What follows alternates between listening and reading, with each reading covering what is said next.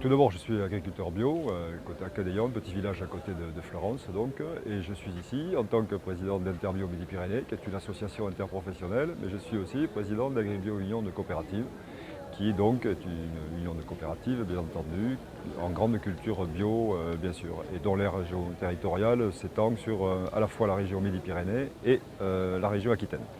Le Grenelle de l'environnement a fixé des objectifs donc ambitieux de développement à l'agriculture biologique. Et nous sommes ici pour montrer justement ce que nous sommes, qu'il existe donc déjà depuis longtemps une organisation qui permet d'accueillir les producteurs, de les prendre en charge au niveau logistique, au niveau technique, au niveau conseil technique. Il existe également des unités de transformation de type industriel qui recherchent des matières premières en ce moment, puisque le marché bio est en forte progression. Et nous sommes ici donc pour essayer de montrer aux agriculteurs conventionnels, puisque ce salon s'adresse d'abord aux agriculteurs conventionnels, et leur dire que nous manquons de matières premières, et pour essayer de les convaincre de se reconvertir, mais pas n'importe comment, en leur montrant que justement la filière bio est rentable et peut leur permettre justement, dans certaines circonstances, de leur permettre d'exercer leur métier dans des conditions rentables, tout simplement. Quand on propose à un producteur de se reconvertir, il faut lui donner les capacités, les outils pour analyser justement qu'est-ce que ça implique sur son exploitation. Et donc on propose par exemple un tableau interactif où on peut comparer la rentabilité des deux conventionnels et bio, avec plusieurs paramètres qu'on intègre, c'est-à-dire que ce sont les prix évidemment d'achat, ce sont les charges, un comparatif de charges, ce sont également les rendements bien sûr, et les marges brutes dont on a besoin justement à l'hectare pour l'existence de son exploitation. Voilà. Et ce tableau s'applique à chaque exploitation agricole, chaque structure d'exploitation agricole pour connaître cette rentabilité, pour évaluer cette rentabilité lors du passage bien entendu.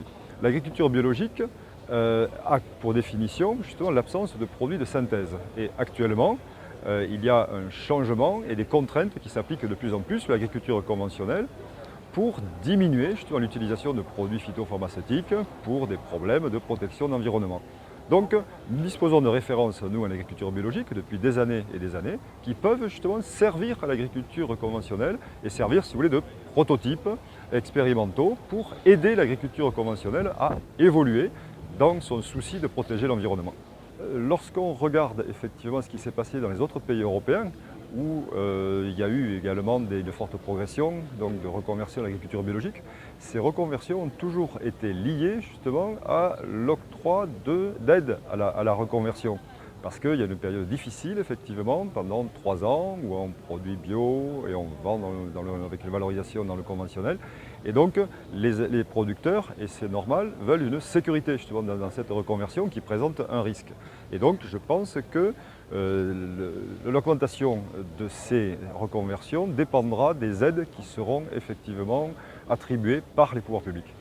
Il peut y avoir d'autres motivations pour les agriculteurs pour passer au bio, c'est que souvent, ils sont conscients des contraintes de plus en plus grandes justement qui pèsent sur eux au niveau de l'utilisation de produits phyto, de la pollution justement engendrée par leur activité.